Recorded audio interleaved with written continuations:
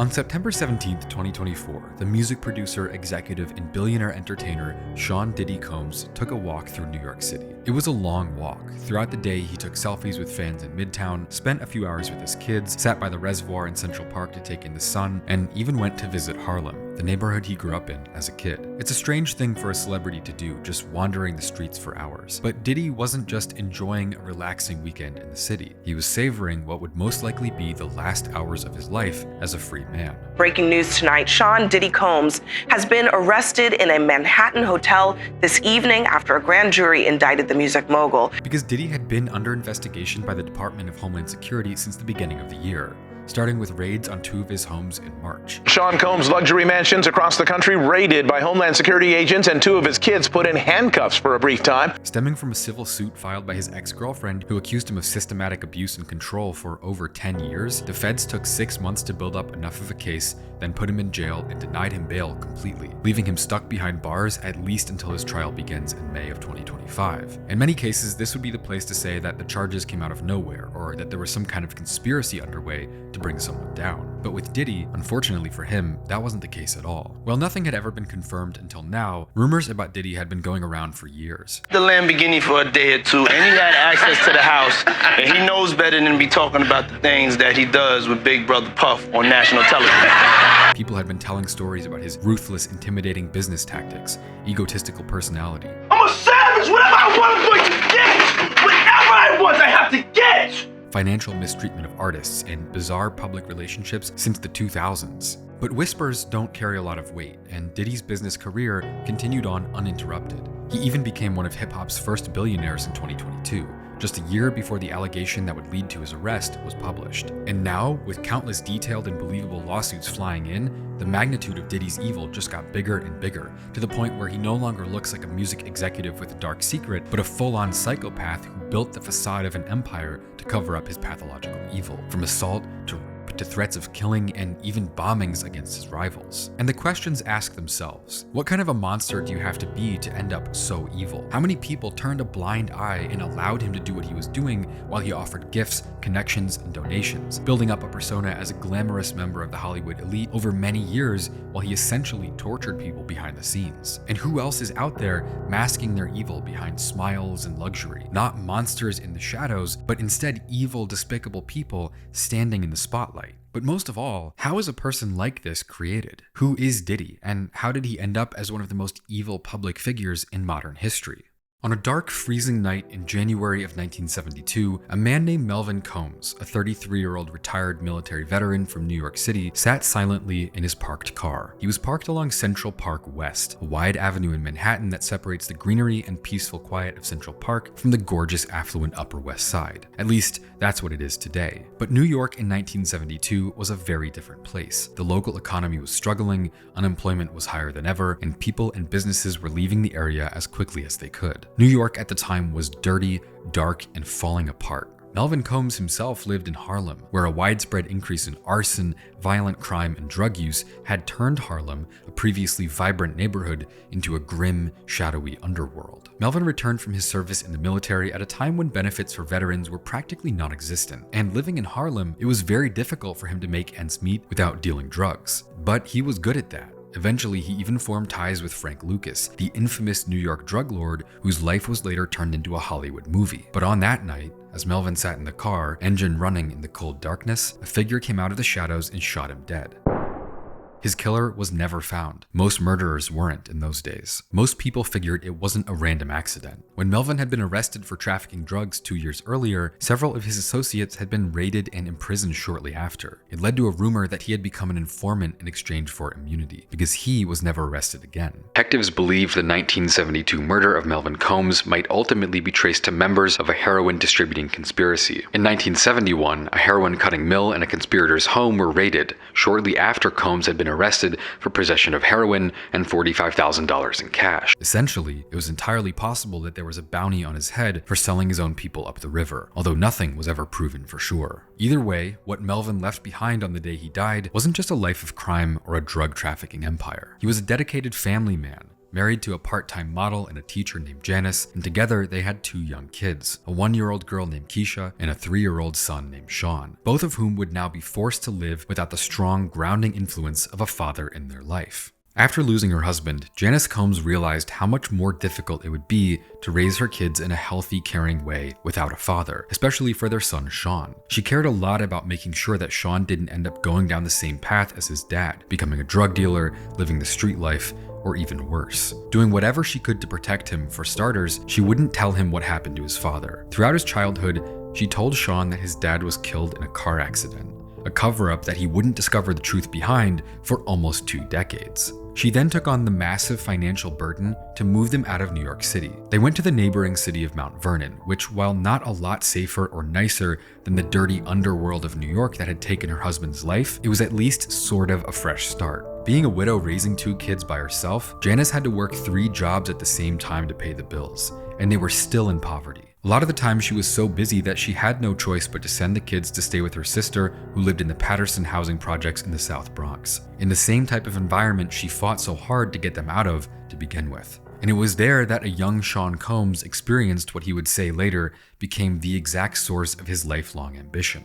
Being a kid in the South Bronx during the late 70s was not ideal. At the time, the South Bronx was widely considered one of the most underprivileged places in the US, with conditions so bad that even the president visited to draw attention to the struggles New Yorkers were facing. Diddy said this: "One day we woke up and there were 15 roaches on my face, and I was like, I'm not gonna do that. I'm gonna get out of here. I'm gonna be somebody. I'm gonna own something and be able to take care of my family. I don't want to live in these conditions anymore." And while that particular quote turned into more of a meme than anything, with Diddy only telling it once he had become a billionaire many years later, it's not unbelievable considering what the Bronx was really like at the time. He also said this: "It just kind of snapped on me. Don't take less in life and always fight back. To this day, whenever I get too comfortable, I remember the roaches. I remember living in a situation where babies weren't changed for 2 or 3 days and everything smelled and there was no food. That memory is what really fuels me to make sure that one day none of us have to live like that." Luckily for Sean Combs, as he grew up in the gritty, decaying streets of New York, the biggest deciding factor in the direction of his life was his mom's dedication to raising him right. Janice Combs raised her kids Catholic, getting them involved in the local community and putting them on the track towards education and discipline, making sure that Sean stayed away from the choices and lifestyle that killed his dad. They regularly went to church, and Sean even worked as an altar boy when he was a kid. Janice was even able to get Sean into a private school, Mount St. Michael Academy, an all-boys Catholic institution in Mount Vernon with numerous educational awards to its name. But despite her best intentions to protect her son from the evils of the drug trafficking and gang violence that killed her husband, there was an entirely different type of evil lurking beneath the surface at Sean's school, the very same place his mother had sent him so he would be safe. This is the first installment in my documentary series examining the history, the crimes, and the nature of Sean Diddy Combs. I spent the last couple of weeks reading books and articles diving into his past, and I think it's the best thing I've ever made, even though it is pretty dark and disturbing. The next part is even worse, covering the lawsuits, the details, the connections of Diddy, and what his fate will probably be. I'm currently working on a kind of cut down version to put on YouTube in a few weeks, but if you want to see the full uncensored director's cut, it's going to be available first on Nebula soon. Nebula is an independent streaming service I helped create that's home to countless excellent creators, and it's a really unique platform. You can watch a ton of exclusive originals on there right now, like my documentary Danger Music, where I dive deep into the dark side of music history, covering some of the craziest, most dangerous artists that ever lived. Anyway, Nebula helps me make insane videos like this, and you can get it for just $6 a month or $36 a year, with a portion of that going to help the support of production of more videos on this channel. That's nebula.tv to sign up and be the first to see the next Diddy documentary or watch my Nebula original Danger Music right now. Because in 1988, just 1 year after Diddy graduated from Mount St. Michael Academy, the principal and chaplain of the school were both indicted for sexual abuse. In a case prepared by the NYPD and the FBI, they determined that at least 3 14-year-old boys had been molested. Timothy Brady, the school's principal, was sentenced to prison, although he was never removed from his position in the Catholic Brotherhood that operated the school. And despite the overwhelming evidence against the school officials, with charges being brought by the literal FBI, only one student was willing to speak out publicly, and so no trial was ever held. The principal, Timothy Brady, later moved to Chicago and worked at a different Catholic school for boys over there. While there isn't a directly known link between the traumatic predatory events at Mount St. Michael Academy and Sean Combs himself, sexual abuse by Catholic priests is a known, widespread issue that casts a long shadow over the reputation of the church, even though studies and information are limited, with many Catholic Catholic brotherhoods refusing to grant transparency to outsiders. But we know from extensive research that there's a cycle of sexual abuse, positive correlation between being a victim and later becoming a perpetrator. In many ways, our childhoods shape our adulthoods, and with Diddy attending a school that was later found to have abusers at the top of its leadership and being an altar boy for many years, the monstrous evil choices and behaviors that later defined his life could be a hint at a dark, unresolved trauma from his past. With countless stories coming out later about Diddy forcing young boys to undress in front of him, admitting to sleeping in bed with Usher, having a bizarre relationship with Justin Bieber, lawsuits that allege he sexually forced himself on men as a form of domination, there are even videos of him being physically intimate with Biggie Smalls. Not to mention the fact that people have been talking about this in radio interviews and podcasts for years. That behavior isn't Diddy being gay. That's a guy doing what he knows, repeating what was done to him. That type of behavior most often doesn't come out of nowhere. As soon as he finished high school, the Combs family was overjoyed when Shyne was accepted into Howard University as a business major. But still, being at university was never his top priority. And during his first year at Howard, he leveraged connections from back home to secure an unpaid internship at Uptown Records, a New York-based record label that at the time was one of the fastest growing in all of R&B and hip-hop. Around this time, Diddy, then going by the name Puffy, gained a reputation as a fiercely ambitious industry player willing to do whatever it took to advance his career. He had a natural talent for networking, and many of his opportunities arose from his ability to forge connections with influential people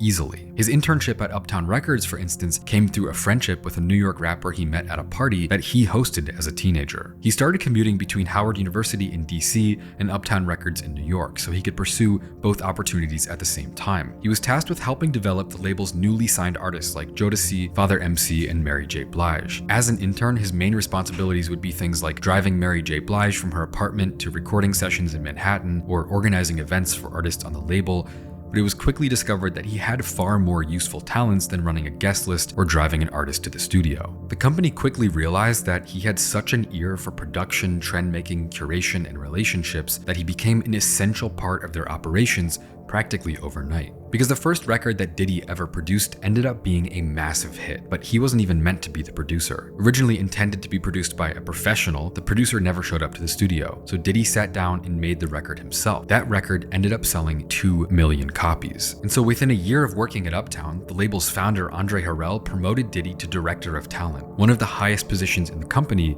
despite the fact he was barely 21 years old. Diddy wasn't just ambitious, he had the skills to prove what that ambition was worth, and he was quickly becoming very, very powerful. Even back when he was making a name for himself as an influential young tastemaker in R&B and hip-hop, producing a long list of hit songs for artists like Jodeci, Mary J. Blige, and more, there was a strange darkness starting to surround Diddy's career.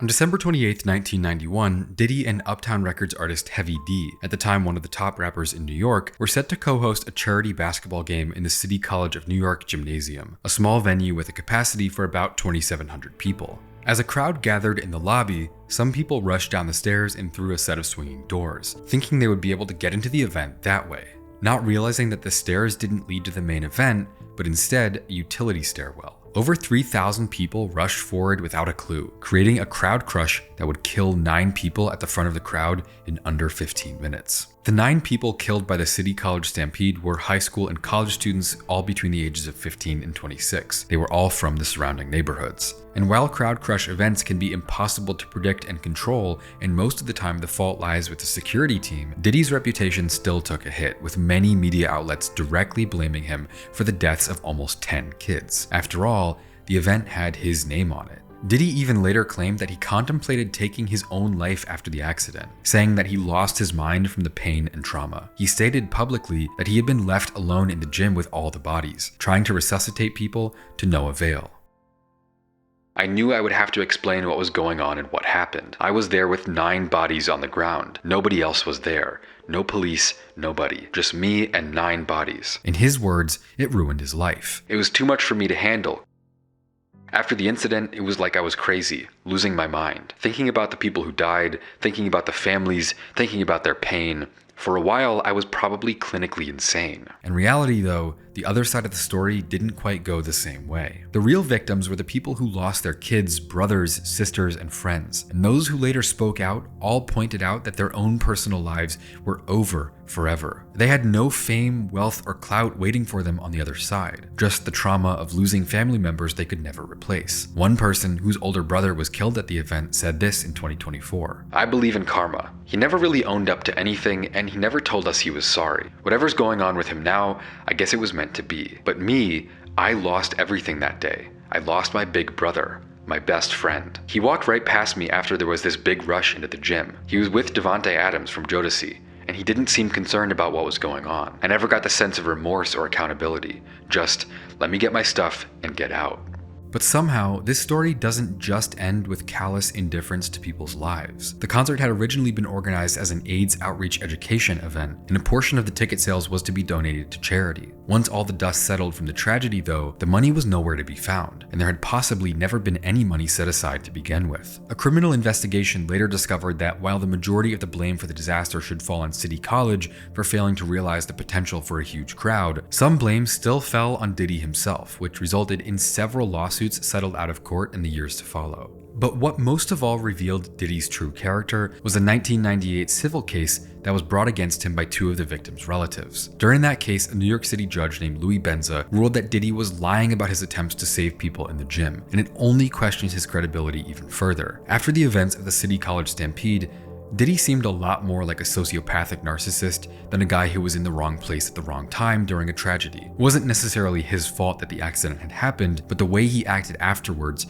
trying to take credit for things he didn't do, trying to paint himself as a victim when all he had done was separate himself from the real situation. At best, it made him look like a narcissistic scumbag, but at worst, it revealed an evil lurking underneath his charismatic personality.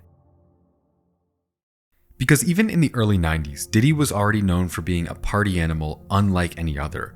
But it wasn't just a vice, it was also one of his greatest assets. Once he was working at Uptown Records, he became notorious for parties that he called Daddy's House, attracting over 1,000 guests every week, from college students to local kids to celebrities, rappers, and athletes. He was becoming more than just an A&R, but instead a strangely alluring, larger-than-life figure in the industry. Because these parties weren't just about having fun. They were strategic networking events where Diddy could spot new talent, make connections, and build his reputation. However, they also had a darker side, with reports of excessive drug use, underage drinking, and questionable behavior even early on. And maybe the most conspicuous example of Diddy's character at the time was when a 14-year-old Usher came to live with him for a year. In 1991, the same year as the deadly stampede, a then 14-year-old Usher, who just recently signed a record deal, was sent by his label to live with a then 25-year-old Diddy in New York. From a business perspective, it made sense. Diddy was a powerful tastemaker with experience and connections. From the biography of Diddy by Susan Trout, Combs groomed stars in an intensely hands-on style. He reinvented their images by helping shape their music and choose their clothes. For better or worse, Combs sought to control every aspect of an artist's look, sound, and actions. He was taking on more and more responsibility because his ambitious nature made him crave more. So maybe Usher was a kid with lots of potential and Diddy wanted to help him grow, but from a personal perspective, that wasn't quite as clear. Why in the world would a 14-year-old boy be sent to live with a 25-year-old man he didn't know? Especially someone like Diddy, who was known for being a crazy party animal. L.A. Reid, the label exec who sent Usher to live with Diddy, said this: "Usher was 14 years old, but nothing about him ever seemed juvenile. I was turning him over to the wildest party guy in the country at an age when I still needed his mother's permission. But he went to New York for almost a year. I didn't know whether I was being irresponsible or having an epiphany." Usher later went on to become a massive R&B star, in many ways with his career being pushed forward by people like Diddy. But it wouldn't be until many years later that he expressed more candid thoughts about the time he spent in Diddy's care. During a 2016 interview on The Howard Stern Show, he gave some candid thoughts on what it was like. Although he was noticeably cagey and pretty uncomfortable looking, he did share a few details, and as it turns out, L.A. Reid wasn't having an epiphany. He was, in fact, sending a literal child into a den of snakes. Now, that was L.A. Reid's idea, right? We're sending you over to something called Puffy Flavor Camp. There you go. Hey, it was curious. I got a chance to see some things. Yeah, but you were 13. What were you seeing? I went there to see the lifestyle. Right. And I saw it. And it was but I don't know if I could indulge and understand what I was even looking at. It was pretty wild. So nobody tried to, some woman didn't come along. I didn't say that. Okay. I didn't say that. What I did say is that there were very curious things taking place. Uh-huh. And I didn't necessarily understand. Now, would you ever send your kid to Puffy camp? Hell no. See? You can literally see and hear Usher's discomfort when talking about this. We might not know what happened between them exactly, but it's not hard to interpret how he feels about it. The look on his face during this interview is genuinely haunting. Even Diddy himself later went on to reveal some pretty concerning details about the 14-year-old kid living in his house, basically saying that he even had Usher sleeping in his bed. My brother right here from day one, we used to wake up and, pause, but like that's how, back in the days when he was like 10 and I was a little bit older, his older brother, we used to fight over the Frosted Flakes, you know what I'm saying, before pause was invented. But it's my brother for real. We used to actually wrestle off of the Frosted Flakes because he used to always get up early with me. Now he's one of the richest stars in the world. And I'm what the fuck did Puff just While neither say? Diddy nor Usher ever acknowledged specific details about their relationship, predatory or not, the fact that a 25-year-old man was given custody of a 14-year-old boy at all is deeply troubling, and again, it reveals a lot about Diddy's character and priorities. Elsewhere in the city, a 20-year-old named Christopher Wallace was also raised by a single mother and sent to Catholic school out of his mother's desire to keep him safe in the dangerous streets of New York. Christopher, though, went down a much different path than Diddy. Despite his strict moral upbringing, he started selling drugs when he was only 12 years old, hiding his drug money on the roof of his apartment building so his mom wouldn't discover it. But by the age of 17, after dropping out of high school, he had been arrested for drug dealing multiple times, including once spending 9 months in a jail in North Carolina because he was caught selling crack cocaine. By 1992, at 20 years old, he was facing up to 15 years in prison. But even though their lives couldn't be more different, Diddy and Christopher crossed paths anyway in a way that would change both of their lives forever. Because in 1993, Diddy discovered Christopher's music by accident while going through demo tapes at Uptown. Christopher, going by the rap name Biggie Smalls, was still in and out of jail and dealing drugs at the same time as he was trying to make music. He had no experience in the industry, just demo tapes that he reluctantly made at the insistence of a producer friend. The story goes, though, that Diddy was completely convinced he had found the next big thing. And so when he finally tracked him down and convinced him to sign to Uptown, one of the greatest and darkest eras in hip-hop history was about to begin. But at the same time, Diddy was still going through even more issues. After only 3 years of working at Uptown Records, he was unceremoniously fired from his high-ranking position just a few months after signing Biggie. His mentor at Uptown was later quoted as saying that he fired Diddy so he could go on and found his own venture and live up to his own potential, not being an employee anymore. On the surface, the reason was pretty simple. Diddy really believed in Biggie Smalls, but the rest of the label didn't. Uptown was known for fun music, and Biggie wasn't that. His music was dark with themes of drug use and violence, and it was full of depressive reflections on his fucked up life. It was morbid stuff that just didn't work with the Uptown vibe. Despite the originality and the quality of his songs, the label tried to get him to change his tone, but ultimately, that wasn't the right move either. And so Diddy took Biggie and left Uptown forever. Later giving this kind of questionable explanation for his departure, he said, "I was very passionate and I didn't understand protocol or workplace politics, so I got fired because there can't be two kings in one castle." And that explanation implies kind of a different reason for leaving that wouldn't be explained for many years to come.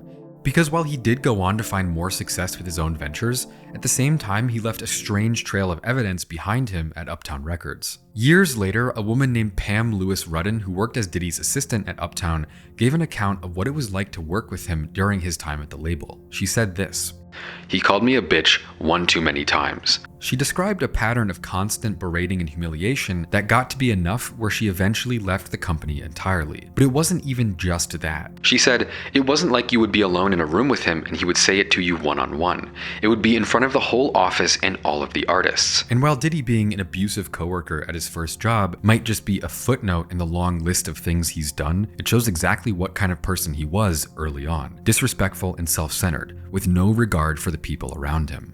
The early years of Diddy's career paint him as a businessman with a golden touch. The results of his work were glamorous. He had an unreal ability for artist development, curating sounds, strategizing promotion, and whatever else was needed to make records sell millions. Even more than that, though, he was charismatic. In a way that's rare for behind-the-scenes industry figures, Diddy himself became a celebrity. Even when he was in his early 20s, he was hosting parties that attracted countless music industry figures and created insanely lucrative connections. He was becoming an industry rock star, using his ear for music to launch himself into stardom, without making any music of his own. Especially when he was first getting started, his production style was pretty limited and simple, and a lot of critics seemed to be of the opinion that he wasn't very talented, relying too much on samples to be considered a great producer. But it didn't matter. He was a master at the art of getting attention. Simply put, he was good enough at his job that most people he came across were fine to look past what lurked underneath the surface. A cutthroat, vicious, possibly even manic desire for fame, power, and money. From his lies about the city college stampede that killed 9 people, to the mysterious disappearance of the charity money, the way he exposed Usher to inappropriate, possibly even traumatizing experiences at the age of 14, being impossible to work with at Uptown to the point of getting fired, and even abusing his employees at the label, in any sane world, one of those things would be enough to end someone's career. But Diddy was different. He was in a position where he was too important to be turned down. His connections, his talent for spotting artists, his ability to generate massive profits for the industry, it made him untouchable. The majority of people he came across weren't going to turn him down. Even if he was exploiting or mistreating them, he had too much power to ignore. One of Diddy's most bizarre and sinister tactics early on was his strategy of inserting himself into every aspect of his artist's royalties. At Uptown, he not only used the artists he managed to boost his own image, but also involved himself in the creative process. By contributing a lyric, singing background vocals, or helping with production, he was securing royalties from multiple sources on one song. This meant that while he was helping the label rake in millions from sales, he was also personally profiting every time, often at the expense of the actual people making the music. And his approach ensured that he'd benefit financially from every angle,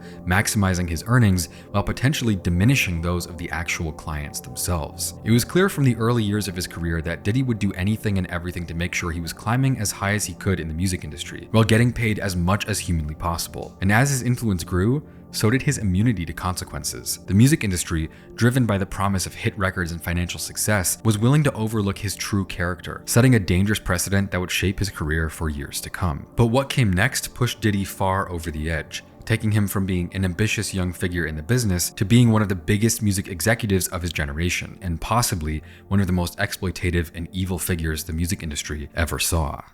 Biggie Smalls changed hip-hop history forever, and he had Diddy at his right hand the whole time. When Diddy left Uptown, largely because the label didn't embrace Biggie's music, he brought Biggie with him. When they finally got his debut album Ready to Die out to the public, it was a massive hit in every way. And within a year of his career getting started, he became one of the biggest rappers alive. Ready to Die was a hit with fans and critics. Beyond just selling extremely well, going gold less than 2 months after it dropped, critics gave it perfect reviews. People were calling it a smooth, dark, scary, and realistic autobiography of a drug dealer. At the time, it was nominated for Grammys, and even 25 years later, it's still considered one of the best rap albums ever made. And Biggie became a rap star overnight. The 1995 Rapper of the Year at the Billboard Music Awards, the new King of New York. He was getting love from critics and listeners. He was the guy who could win Grammys, do collaborations with Michael Jackson, and be a hard-hitting street rapper. And making a debut album that's an instant classic, that doesn't happen very often. Biggie was quickly becoming one of the most loved, most iconic rappers alive, and Diddy,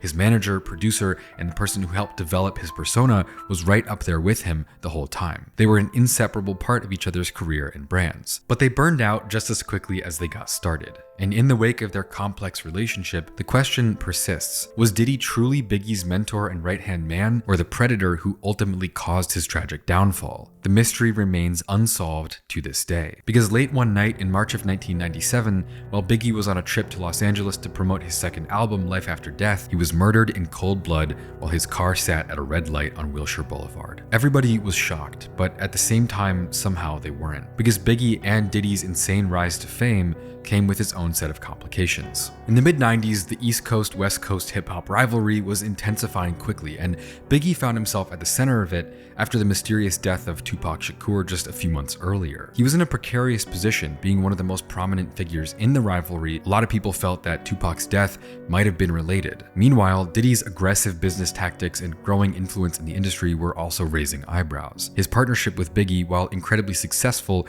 was also becoming increasingly complex and fraught with tension. As Biggie continued to rise, questions began to surface about the true nature of his relationship with Diddy, given the extent of Diddy's control over his career and finances. You see, Biggie gave Diddy a lot of credit for his career. Diddy wasn't just his agent. In a way, he had made his career possible. Biggie had been facing jail time before signing to Diddy, and then even after signing his record deal, he almost lost it all when the label didn't want him anymore. And Diddy brought him back from all of that. But even deeper, there are multiple videos where you can see Biggie being bizarrely physically intimate with Diddy in a way that looks like a lot more than brotherly love. It was known that Diddy owned 50% of the publishing rights for all of the artists on his label. It was also known through people that worked with both of them that Biggie was becoming unhappy with the split he was getting. A photographer that worked with Bad Boy at the time was interviewed by Rolling Stone and said this: "Biggie was absolutely about to leave Diddy. I know for a fact because he told me that. Everybody wanted to leave Diddy. Everybody eventually leaves him." And that article went even further to describe a shocking lack of empathy from Diddy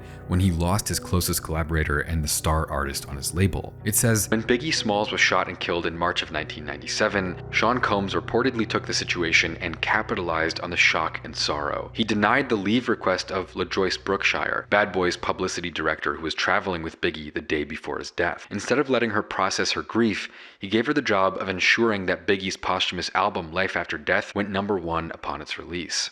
And it didn't stop there. It got to the point where even Suge Knight, Tupac's former manager and a convicted killer, was disappointed by Diddy's heartlessness. A few months after the killing, Bad Boy was approached by Rolling Stone for a cover opportunity, one that Bad Boy co-founder and then president Kirk Burroughs suggested should go to Biggie. But Diddy said, "No, he's dead. I'm putting out my own debut album, No Way Out, and I need to be on the cover of Rolling Stone." And ultimately, Diddy landed the cover of the August 1997 Rolling Stone issue. But that unsavory move was looked down upon by even Death Row Records' Suge Knight, who's known for his violent temper and is currently in jail for a manslaughter sentence. He said, "When Tupac passed, I didn't pick up a microphone. I picked up the pieces." And while it's been difficult, if not impossible, to prove definitively, many people have argued over the years that Diddy had the motive, means, and opportunity to be responsible for killing Biggie. While Diddy had helped develop Biggie's career and mold his success, ultimately Biggie didn't need him. On the flip side though, Diddy needed Biggie. Without talent on his roster, he had no business. And so this dynamic led to intense speculation about his involvement in Biggie's murder. Multiple industry insiders have suggested that when Diddy caught wind of Biggie's potential departure for better deals elsewhere, he was willing to take drastic measures to maintain control. The most extreme theories about what happened to Biggie propose that Diddy orchestrated his murder to maintain control over his music catalog and continue profiting from his work indefinitely. And while it's not definitive, a lot of people have pointed out over the years that it doesn't make a lot of sense that they were both riding in two separate yet identical cars and only Biggie got shot at, with Diddy's car speeding away from the scene just before the shooting. It's difficult to imagine that one of Biggie Smalls' supposed best friends, the person who discovered him and built up his career, could be behind his death, but it's a topic that's been talked about ever since. Eminem is just one person who's publicly accused Diddy of killing Biggie and Tupac for years, and even Tupac's family has said that they don't think Diddy was 100% honest about his connection to the killings. It's something that, while impossible to prove, kind of makes sense when viewed in the context of the rest of Diddy's career. The idea of him realizing that Biggie wanted to leave him and rather having him dead than making money for someone else isn't that hard to believe. But theories aside, the fact that people find it believable at all is emblematic of the legacy Diddy was already beginning to create for himself after just a few short years in the industry. He had discovered and built up an artist with great potential, literally one of the greatest rappers of all time, but he seemingly failed to safeguard that talent. And when his supposed close friend and top client was brutally gunned down, Diddy's actions were more focused on self-glorification and protecting his own interests and profit than on honoring Biggie's legacy. And ultimately, one of hip-hop's greatest voices ever was silenced at the age of 24, robbing the world of his artistic potential, while Diddy didn't really seem to care much at all. Shortly after the death of Biggie, Diddy embarked on a music career of his own. The guy who had spent years behind the scenes was now going to pick up a mic. And just 4 months after Biggie passed, he released his first album, No Way Out. It did debut at #1 on the Billboard charts, selling 500,000 units in a week, but it was monumentally bad. Despite having all the connections in the world to get features from Jay-Z, Lil Kim, Busta Rhymes, Maze, and even 4 posthumous verses from Biggie's archives, No Way Out still managed to be an absolutely horrible album. The only songs that charted at all were the ones featuring Biggie. No one wanted to hear Diddy's rapping. And now on Spotify, 27 years later, the song featuring other artists have 50, 60, or 70 million plays, but the ones with Diddy alone, less than 1 million each. While Diddy had presented the album as a kind of heartbroken inner reflection after the death of his close friend, saying that the violence took a toll on him and left him traumatized, it didn't quite come off that way in reality when he started making music just a few months later. And looking at reviews of the album online, it's pretty easy to figure out how most people feel about Diddy's rapping career. Puff Daddy was occasionally a great producer with the Notorious B.I.G, but as a solo artist, yikes. Or he just isn't an interesting enough MC and nobody is buying his tales of shooting his rivals. Biggie or Black Rob or someone else obviously wrote this for him, but they would have been better served to keep it for themselves. One person wrote, Puff Daddy's first album was excellent, but only when Puff Daddy isn't on the track. Or, okay, this album is just a total piece of shit. It does have 3 great songs like Victory, Young G's, and All About the Benjamins, but what these 3 tracks all have in common is that they feature Biggie. It shows that without Biggie, Puffy ain't worth shit. His rapping is really, really awful. He's one of the worst rappers ever and has absolutely no skills, no flow, no emotion, and nothing to make him special. I think my favorite review says, let's get this out of the way. Puff Daddy is not a good MC, even when he's rapping lyrics written by someone else. He sounds like a chump on the mic, but luckily he has a golden ear and is surrounded by talented musicians who make even his shittiest raps sound expensive and cinematic. He also surrounds himself with some of the best MCs of the time, Biggie Smalls, Jadakiss, Busta Rhymes, and he allows them to do a lot of the heavy lifting. This was a mega smash album, but revisiting it, one might be surprised at how much of a downer it is. And finally, Diddy couldn't write his name, let alone a song. No Way Out was bad enough that a lot of people said Diddy's popularity at the time signified the end of the golden age of rap. He was bad enough that his presence brought down the entire genre. Even worse, not only were his albums laughably corny and lame, it was an open secret that none of the material he ever rapped was actually his. Diddy almost exclusively used ghostwriters. It wasn't even worth trying to hide that someone like Diddy, a rich and powerful manager, agent, and executive, would be incapable of writing authentic lyrics. He went to private school, got a corporate job at 20 years old, and made millions off of other artists' catalogs before he ever recorded a song. No one was ever going to see Diddy as a real rapper. The list of rappers who've been confirmed to write for Diddy over the years is long, from artists on his label like Biggie and Maze to 50 Cent, Drake, J. Cole, Jadakiss, Jay-Z, Nas. Diddy spent years and probably millions of dollars buying raps from some of the greatest artists of his generation. But he was never one of them. Even from the start of his recording career, he was exploiting the people around him so he could have his own moment of fame, ultimately playing the entrepreneur rather than actually making art. In total, Diddy made 5 albums. While almost all of them debuted at #1 on the Billboard charts, each one of them was worse than the last, carried only by features and production, with Diddy himself somehow failing to create any music of any value across a 7+ year recording career. His albums are similar in format to what DJ Khaled does, but instead of playing the part of a goofy side character, Diddy made the mistake of actually shoving himself in everyone's face as if he had done anything at all, when ultimately he hadn't. Even with multiple #1 albums to his name, he didn't create anything worth remembering, and Diddy's rap career has been almost entirely forgotten, overshadowed by his greedy business practices and later on, the monstrously evil actions in his personal life. And so, Diddy's brief stint pretending he could rap became emblematic of his whole philosophy: selfish, narcissistic exploitation. His so-called solo albums, written and performed mostly by better artists, exist in the same spirit as him giving himself royalties off the artists on the label he worked at. This pattern of exploitation and self-promotion defined his trajectory in the music industry and beyond. Despite how bad these albums really were, they only continued to make him more and more money. And his ability to market himself and capitalize on the talents of other people, even when his own abilities fell short, would become the hallmark of his entire career.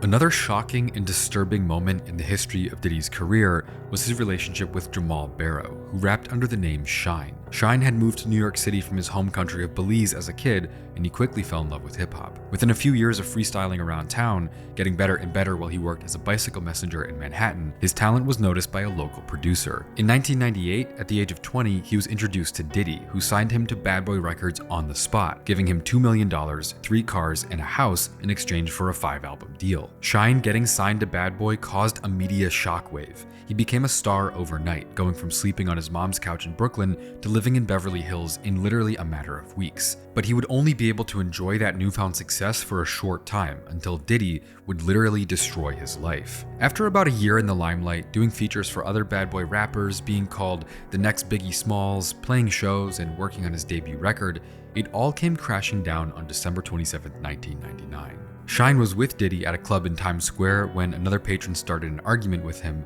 and at the same time pulled out a gun and threatened to kill Shyne. The story goes that Diddy, Diddy's bodyguard, and Shyne all drew guns, and that Shyne himself shot his gun 3 times in the packed club. And while no one was killed, 3 people were seriously injured. Shyne, Diddy, and Diddy's bodyguard were promptly all charged with crimes.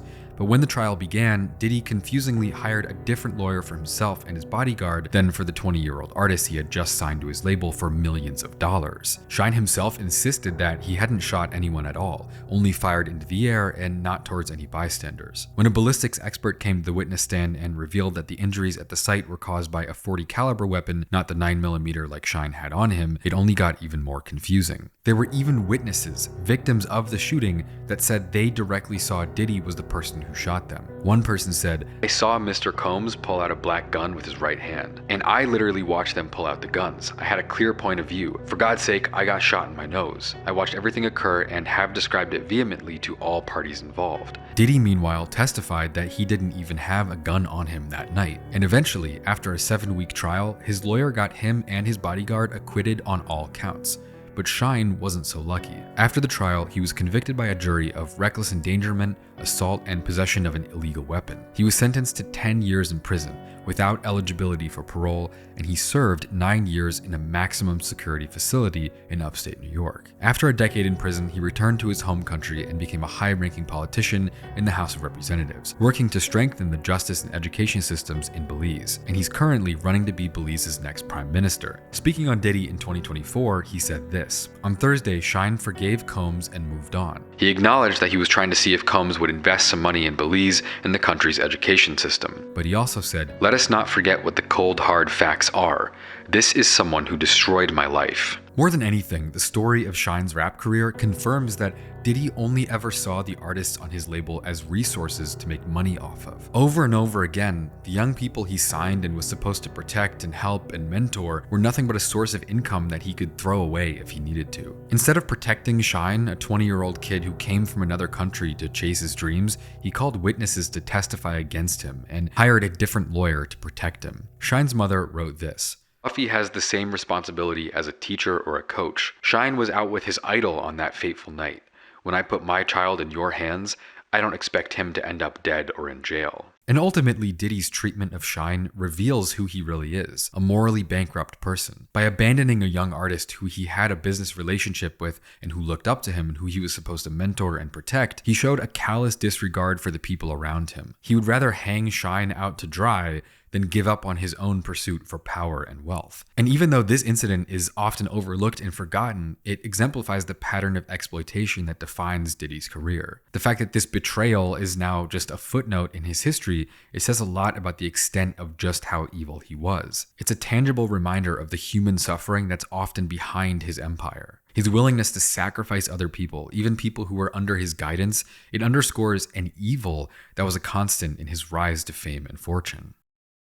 By the time the late 2000s rolled around, Diddy's music career had started to fizzle out, and his second, third, and fourth albums were genuinely horrible. Trying to replace a total lack of creativity with paid features can only get you so far, and eventually, he just moved on to other things. Around the same time, Bad Boy Records also started flopping. A lot of its top artists became inactive for one reason or another. From Maze retiring from music and leaving the label to go pursue Christianity after just 2 albums, to Shyne's prison sentence, to a lack of posthumous material from Biggie, to the horrible failure of Diddy's own albums, by the year 2000, Bad Boy wasn't even able to generate enough revenue to pay back the $50 million advance they were given by their parent company. Essentially, Diddy's career as a music executive didn't go all that great. Most of the artists he worked with didn't stick around him for long. For one reason or another, they all left. even the ones he didn't get killed or sent to jail. He had already become one of the most powerful people in music, mostly from taking a cut of so many different artists' catalogs that he had amassed more wealth than any one person he ever worked with, probably more than all of them combined. When it was still doing well, Bad Boy Records was worth over $100 million. He had built up some of the biggest rappers of his generation, but still, he couldn't keep it afloat. Because while Diddy was good with people, a natural-born celebrity, host, master of networking, deep down, he really wasn't. Past a certain point, almost everyone who was signed with him just left. Even Black Rob, whose career was one of Bad Boy's few success stories after 2000, eventually flopped under Diddy's leadership and went to prison and died homeless on the streets of New York many years later. His career and life just one more example of Diddy sucking the value out of an artist and then leaving them for dead. You see, sociopathic and psychopathic personalities are often associated with success. A lack of self-awareness and empathy can make you really ambitious in business and entrepreneurship and other fields, and Diddy himself is the perfect example. A shiny, luxurious exterior, but a personality that made him impossible to work with. And so as the years went on, once a powerhouse worth over $100 million, his record label ended up faltering under his leadership. Artists and employees had to distance themselves or have their lives ruined due to his selfish, incompetent leadership. Meanwhile, he's keeping up appearances of being a big, important, influential player in the music industry, mainly by prioritizing his own profit over anyone else's well-being. The contrast and tension between Diddy's charismatic public persona and his behind-the-scenes mismanagement ultimately contributed to Bad Boy Records' fatal decline. And it also exposed his inability to build long-term personal relationships that are crucial for real success in the music industry.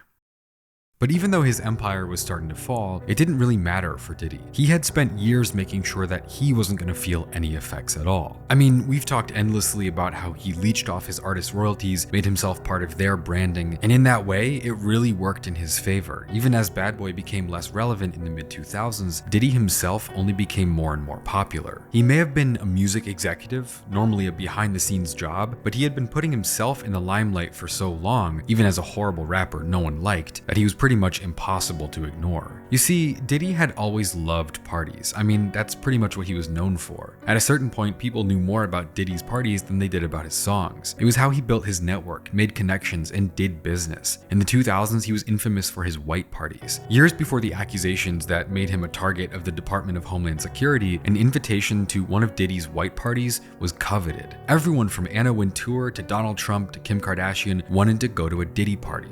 His parties were covered in the tabloids. They were known around the world as a cultural phenomenon of Hollywood. One journalist once wrote that the invite list at a Diddy party was second only to the invite list at the Met Gala. From The Hollywood Reporter, it says, ranked by Forbes magazine as one of the world's hottest parties, Diddy's famed white parties, with their custom furniture, monogrammed dance floors, thousands of lights, acrobats, fire dancers, mermaids in the pool, abundance of lobster and steak, and weed brownies and silver platters, started to cost $1 million per party by the mid-2000s. It was more than just a party. It was a defining moment in the world of celebrities, and there hasn't been anything like it since. It was so intricately designed that anyone who was anyone felt like they had to get in. The article said, if you weren't there, you weren't relevant. Actors from the biggest films and television shows clamored for invites. NBA and NFL stars hounded their managers for hookups. Wall Street honchos tried and failed to buy their way in. But even when they were on the list, people could be turned away at the door if their clothes weren't right. We worked on our outfits for days before going to a Diddy party, because you had to come correct. As it turned out though, there was yet another dark secret underneath the glamorous surface of Diddy's parties. And this is years before Diddy was ever charged for his complex series of sex crimes by the Department of Homeland Security.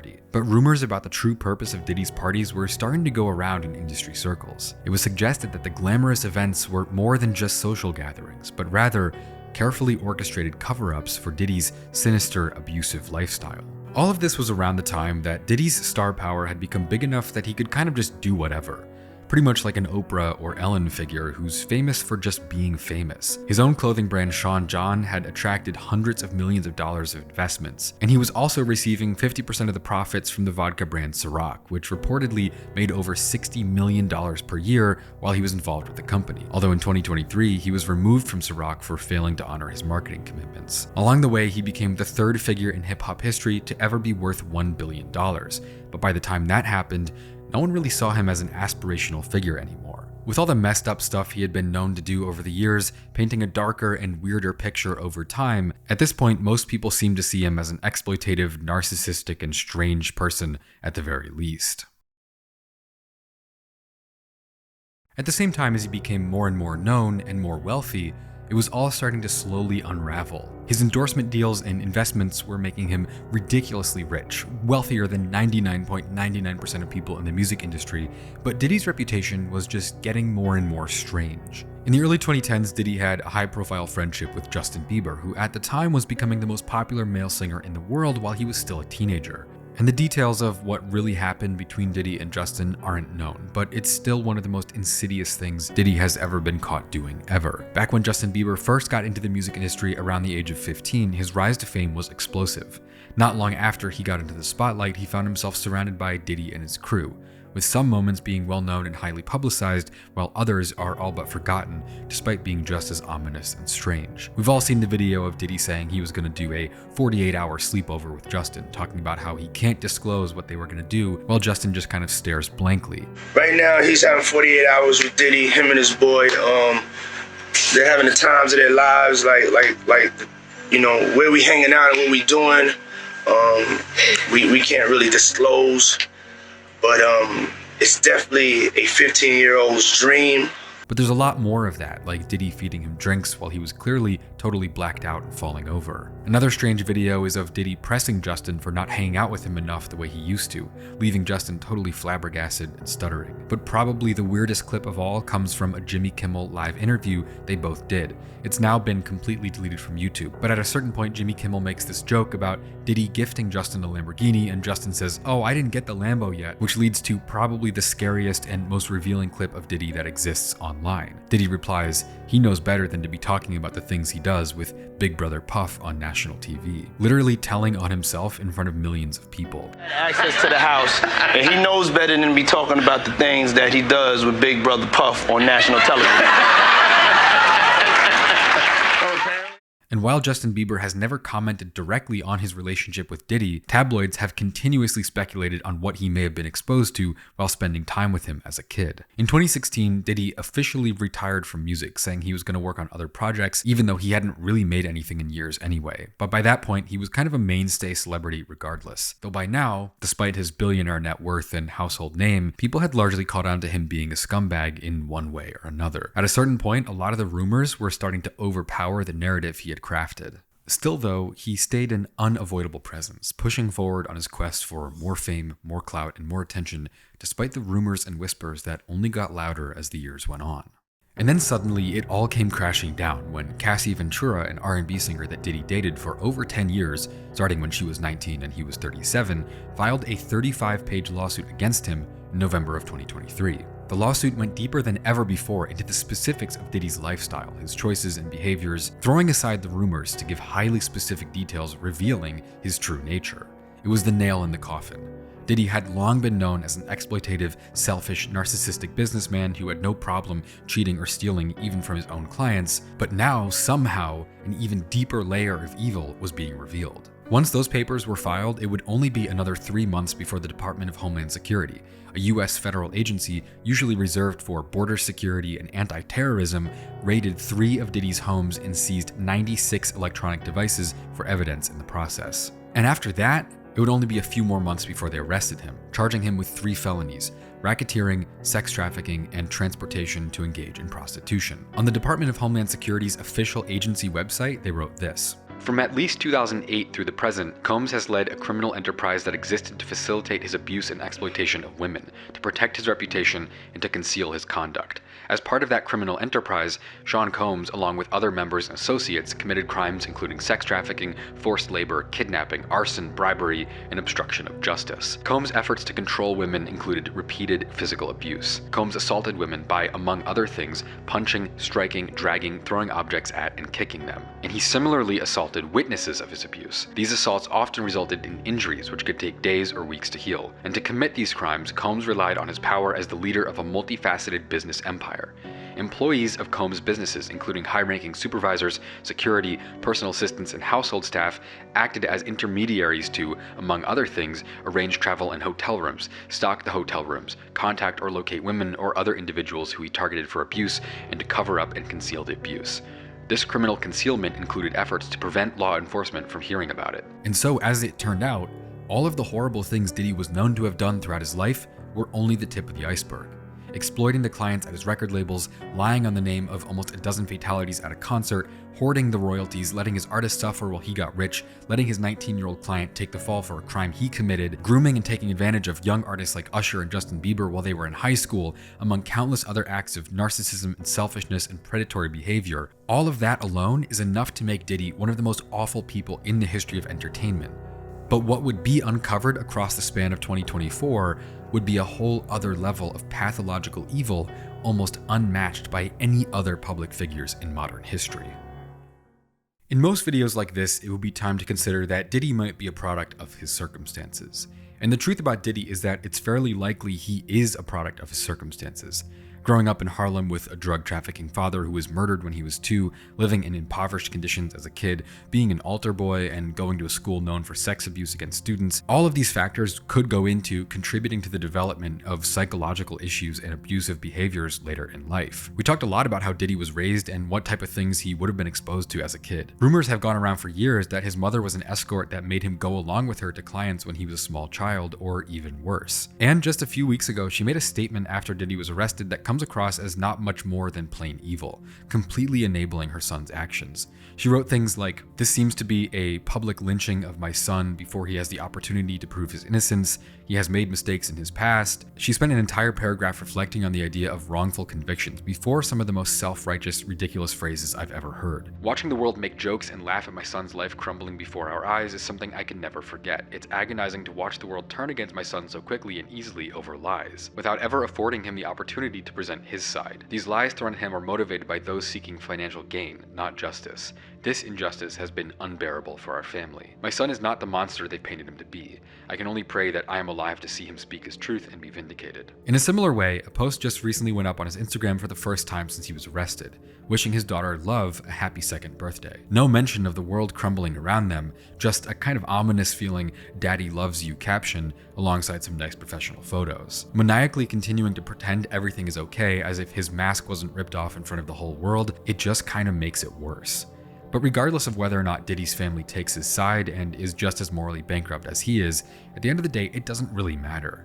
Diddy made his choices. Diddy intentionally built a music empire based on exploiting people artistically, sexually, financially, and otherwise. This isn't one of those true crime stories where the person who committed a terrible offense can be looked at as a kind of sympathetic character because they only got that way from being abused or mistreated. Diddy intentionally spent his entire adult life preying on other people, taking advantage of people, and worst of all, literally torturing and abusing people. There's stuff that's coming out about him that's so disgusting it doesn't even sound real. He built a literal evil empire in the shadows of his fake, shiny, weird career that no one even enjoyed to begin with. I can't emphasize that enough. I mean, there are countless other controversial or just plain horrible things he's done throughout his life. One example that I didn't get to cover is Maze, one of Bad Boy's star artists and a legendary rapper who straight up left the music industry in the middle of his peak to pursue Christianity, later talking about how he had to escape Diddy. His story only adds to the long list of Bad Boy Records artists who had to leave the industry to get away from Diddy. There's even more though. In 1995, he was at the scene of and accused of being involved with a shooting that killed Jake Robles, a bodyguard from Death Row Records. He also brutally attacked Nas's manager in 1998 when he was included in a video that he deemed sacrilegious. Diddy stormed into the label's office and broke his arm and jaw. Even more recently, stories have gone around about him getting into a shoving match with J. Cole, punching Drake over feeling disrespected about a beat he wanted to use, and he was even accused of physically abusing an ex as far back as 2018. And so circumstances might and probably do explain a lot of Diddy's behaviors, but they don't excuse them. In fact, the way that Diddy has moved his whole career, it puts him on a whole other level. Because even if Diddy was never exposed for doing what he did to the people in his personal life, the track record left behind in his career is horrifying. It paints a picture of someone who never did anything for any reason but to benefit himself, wanting nothing more than to look like a perfect hero who couldn't do any wrong, and pathologically sticking to that even if he had to ruin someone else's life in the process. That's not to say he wasn't good at what he did. Diddy only got to be so evil because he was clever first. He helped develop countless artists that made an impact in hip-hop and R&B history, some of which are still considered the best of their generations. He stands behind a long list of hit albums and songs, being basically born with a golden ear for music despite no formal training. He leveraged his ability for spotting musical talent to build his own level of celebrity, which turned into a vast empire spanning music, media, fashion. Despite his evil character, Diddy's talent in business was undeniable. That's how he got away with what he got away with for so long. With so many successful ventures like Bad Boy Records, Sean John Clothing, Ciroc Vodka, Revolt Media, among others, his business strategy catapulted him to become one of the wealthiest figures in hip-hop history, with a net worth that at one point exceeded $1 billion, making him one of the richest people to ever come out of rap. He even became a household name practically just off his charismatic persona alone. In the 2000s, people may not have liked his music, but they definitely knew his name. Ultimately though, it was all for nothing. Despite having so many accolades, so much money in the bank, it was all a facade that the majority of people saw right through the whole time. In the strange way that psychopathic people can often be, a lot of what Diddy was able to achieve crumbled to dust with a profound sense of emptiness. Despite being highly ambitious and successful, most of what he did didn't add up to much. Looking at his list of ventures and businesses, he worked his way up to a high position at Uptown, but he left behind a legacy of nothing but abusing employees and leeching publishing rights off his artists. He built his own nationally known $100 million record label, but almost every single artist he ever signed either turned their back on him, ended up in jail, or even died. The label eventually ended up pretty much defunct. His clothing and fragrance lines seemed to have high valuation, but they made little to no impact in the world of fashion, and they're now pretty much forgotten. He made multiple albums, but literally never wrote his own verses and received horrible reviews from critics. And he was open about using ghostwriters, pretty much naming himself as the least authentic rapper in the industry. In a world of Kanye Wests and Jay-Z's, hip-hop moguls whose music, designs, and cultural impact is tangible and remembered and understood, Diddy was always a bit flat. No one remembers his music, his clothes weren't memorable, and even his own artists didn't stick around to do business with him. Diddy's success was ultimately hollow. Despite his lifelong, desperate attempts to make himself into something, he was at the end of the day still nothing. The only lasting legacy of the 30 years he was in the public eye before being arrested was that he was an honestly strange, intimidating, weird person. In my mind, the lack of depth that defines his career is just one more piece of evidence for the monster hiding under the mask. It shows that he never really cared at all. It was a quest for power and control over his colleagues, his rivals, his clients. It was all about ego, pride, and narcissism. And while he did do some horrible things in that context, leaving behind $1 billion trail of exploitation, the true, terrible evil was still hidden all along. Until now, when it's finally been revealed. The history of Diddy's career, deep diving into what kind of person he's always been, and showing the history of his behavior is the most insane task to undertake. Even before getting to his sex trafficking empire, it's nonstop, one after the other, fucking people over. And when I was making this documentary, I realized pretty quickly that it would be better to split it into 2 parts, because somehow the second part was going to be even more dark and graphic than this was. I'm currently in the process of getting that approved by YouTube to make sure it doesn't get taken down, because this is a story that needs to be told. It's the craziest video I've ever made, and I spent weeks deep diving into court documents, books, newspaper articles, and more, and I think it's a really unique look at one of the most wild things that's ever happened in the history of music. So I don't want it to not reach its full potential. In the meantime, when it comes out, it's going to be available on Nebula first once I'm done. Nebula is a streaming service I co-founded with a large group of other creators. There are exclusive Nebula originals like my documentary Danger Music that dives deep into the history of violent and controversial music artists, or The Ballad of John and Yoko, a film by Lindsay Ellis that explores the untold secrets of the relationship between John Lennon and Yoko Ono. There are tons of channels like mine on Nebula too, like FD Signifier, Adam Neely, Polyphonic, really some of the greatest YouTubers around, and all of their videos are completely ad-free and uncensored. Nebula is available for 40% off just for my viewers with the link nebula.tv/Volksgeist at $3 per month on the yearly plan or $6 per month on the monthly side. There's a ton of great stuff on there, but most importantly, I want to say thank you for all the support you give, which makes this channel possible. And once again, go check out nebula.tv/Volksgeist to sign up today.